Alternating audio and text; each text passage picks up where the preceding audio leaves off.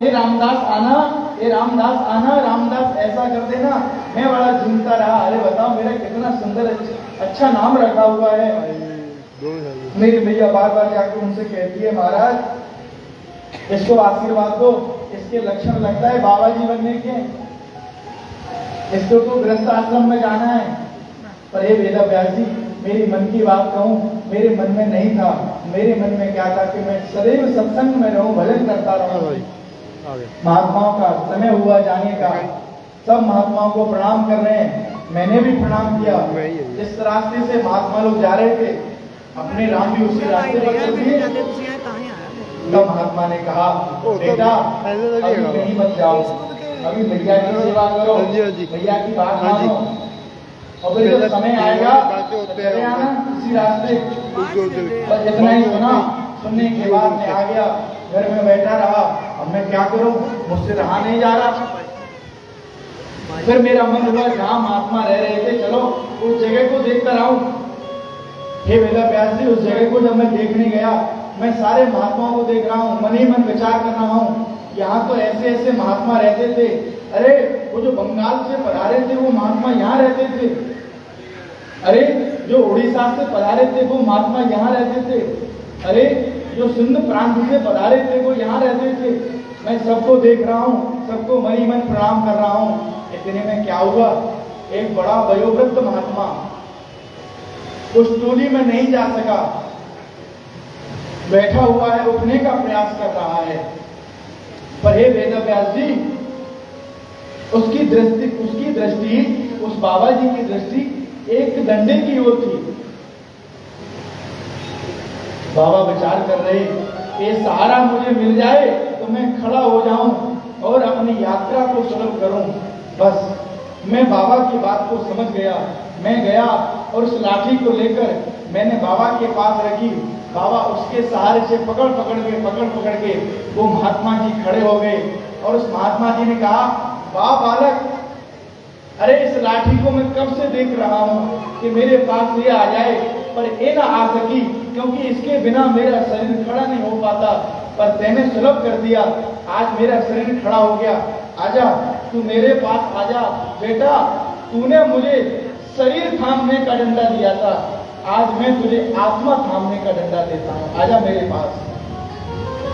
जैसे ही नारद जी महात्मा के पास पहुंचे, महात्मा ने कान में द्वादशाक्षर मंत्र दे दिया, ओम नमो भगवते वासुदेवाय। जैसे इस मंत्र को दिया और कहा, जा बेटा, तूने शरीर को साधने का डंडा दिया था, आज मैंने तुझे आत्मा को साधने का डंडा दिया है। जा इस मंत्र का जाप कर और तुझे भगवत प्राप्ति होगी। ये वेद व्यास जी,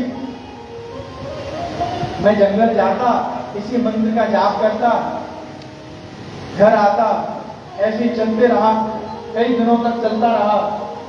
एक दिन मुझे खबर आई कि तेरी मैया को सर्प ने डस लिया है।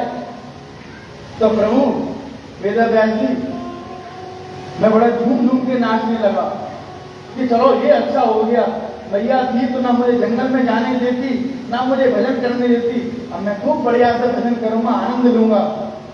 पर मुझे भान हुआ कि बताओ, मैं ऐसे नाच रहा हूं, मेरी तो मैया मर गई, मैं ऐसे नाच रहा हूं, संसार वाले क्या कहेंगे।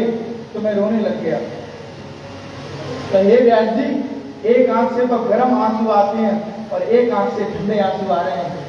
एक तो मुझे इस बात का दुख है कि मेरी माँ अब नहीं है, पर इस बात की प्रसन्नता हो रही इस आंख से कि चलो भैया ना तो भजन करने देती, वो मेरी शादी के चक्कर में पड़ी हुई थी, इसकी विवाह कराना है, इसका शादी करना है बालक का, पर चलो इन सब से मुक्त हो गया।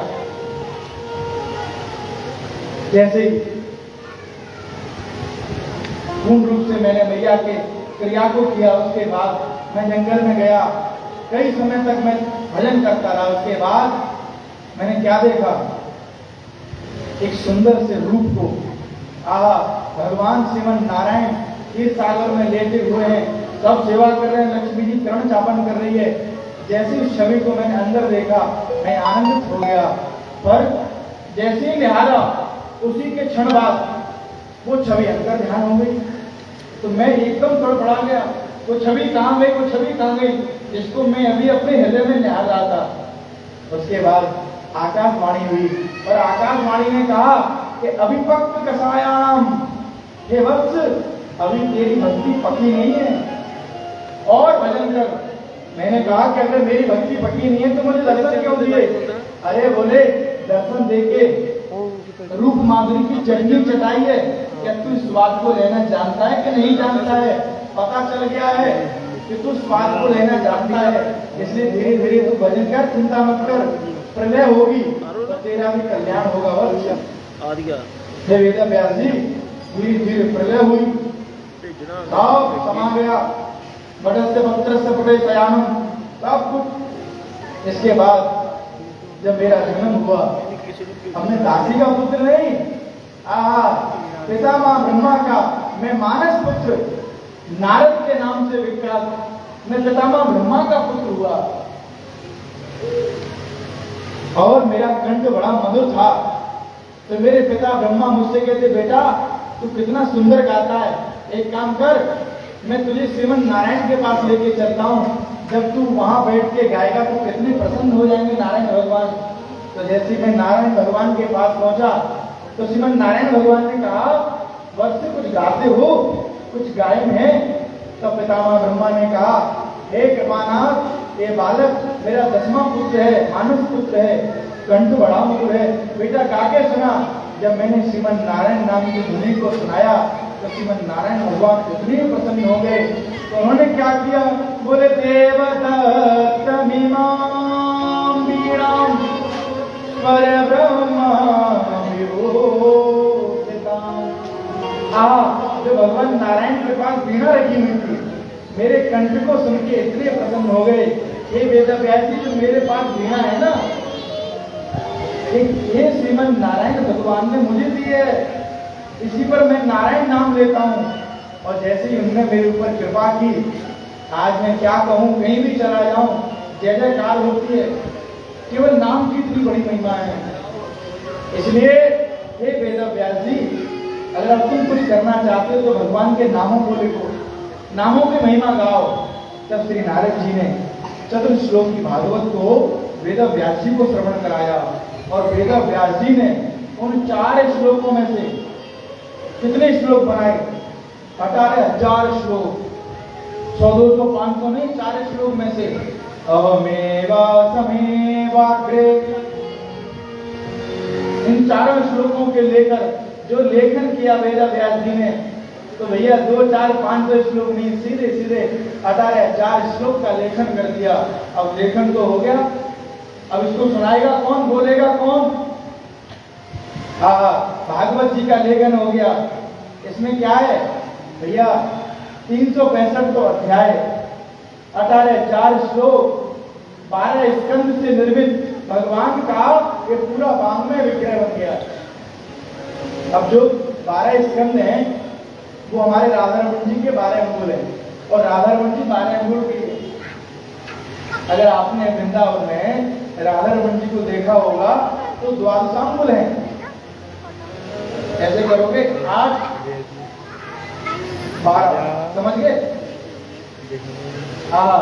तो भैया प्रथम स्कंद और द्वितीय स्कंद क्या है? भगवान के चरण, ध्यान रखना। दूसरा, तीसरा स्कंद और चौथा स्कंद क्या है? भगवान की जटा। पंचम स्कंद क्या है? भगवान का उदर। षष्ठम स्कंद क्या है? षष्ठम, 6वां स्कंद, 7वां स्कंद भगवान की भुजाएं, 8वां स्कंद भगवान का हृदय, 9वां कंठ, 10वां स्कंद भगवान का मुखमंडल, 11वां स्कंद भगवान का ललाट और 12वां स्कंद भगवान का सिर।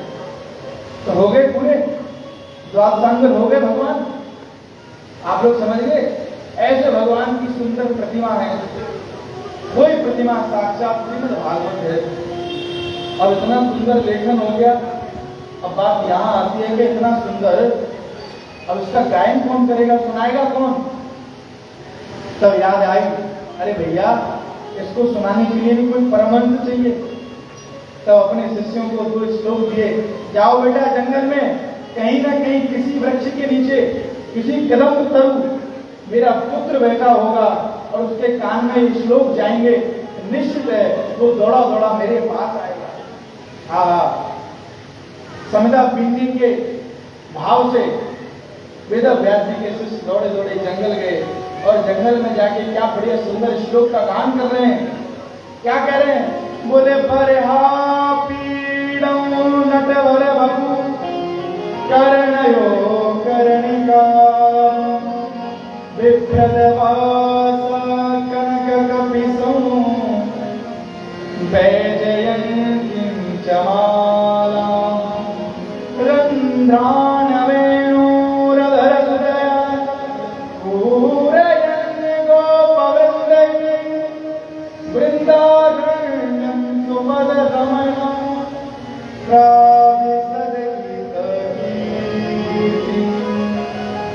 जैसे इस श्लोक को सुखदेव जी ने सुना, आनंदित हो गए। अरे भैया कितना सुंदर ये है, बरहा पीड़म, आहा क्या बढ़िया मुकुट धारण किया हुआ है, उसमें मोरपंख लगा हुआ है, नट भरे बपू, नट के समान।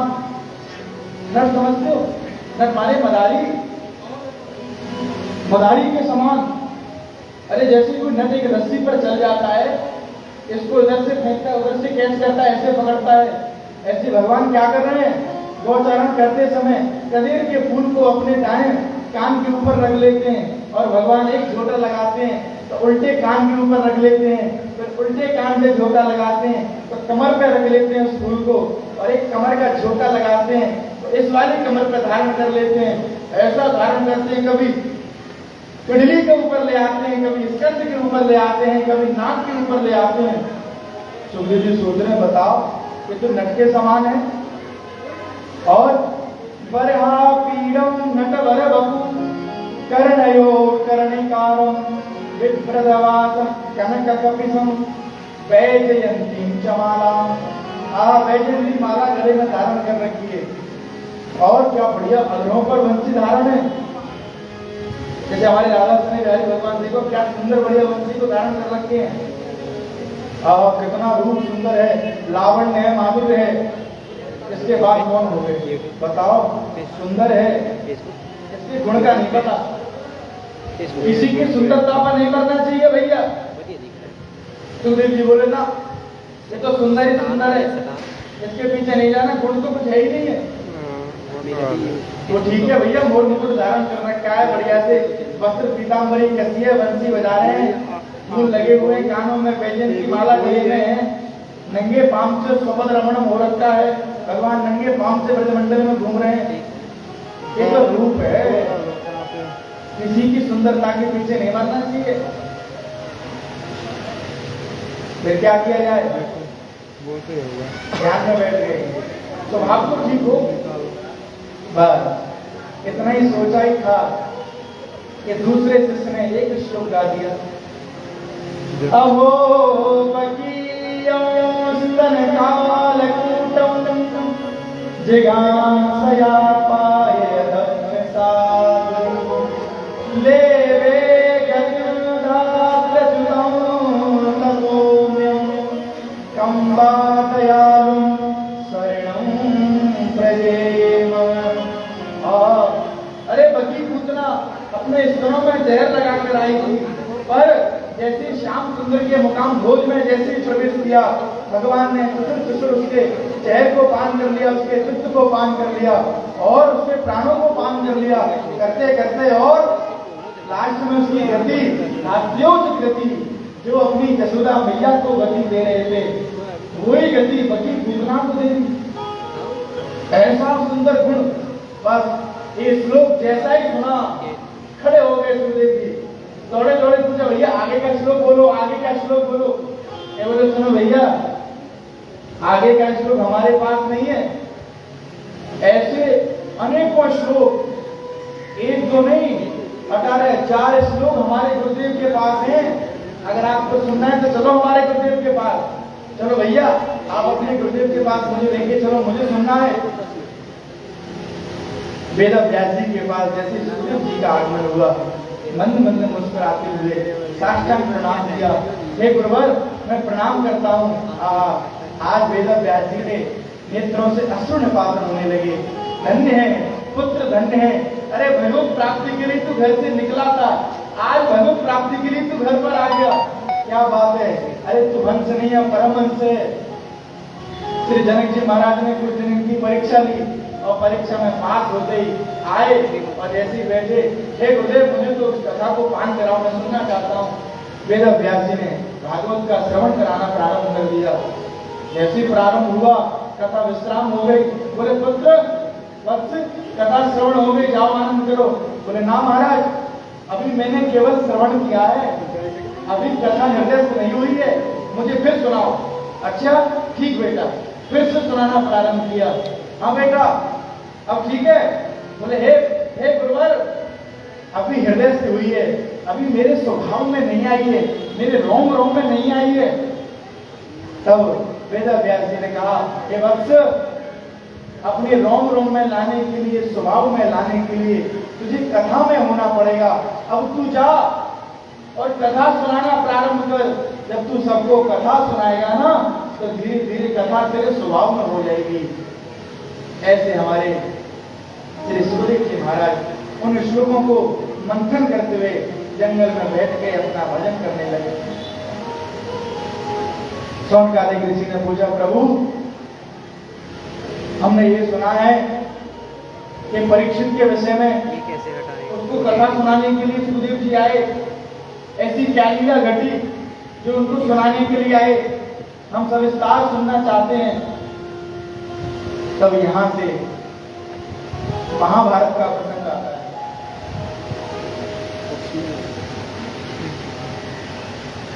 श्री सूत जी महाराज कहते हैं, हे शौनकादिक ऋषियों, यदा नृते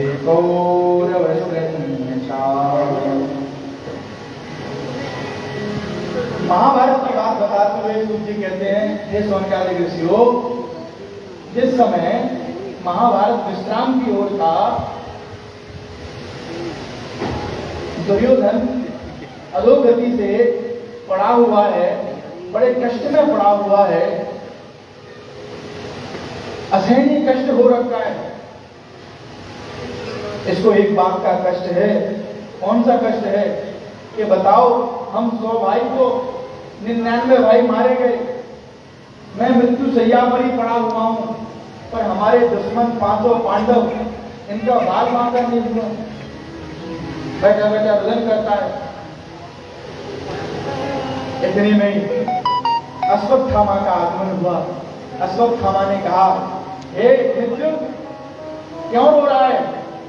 बोले तू सब जानता है, तुझे सब पता है।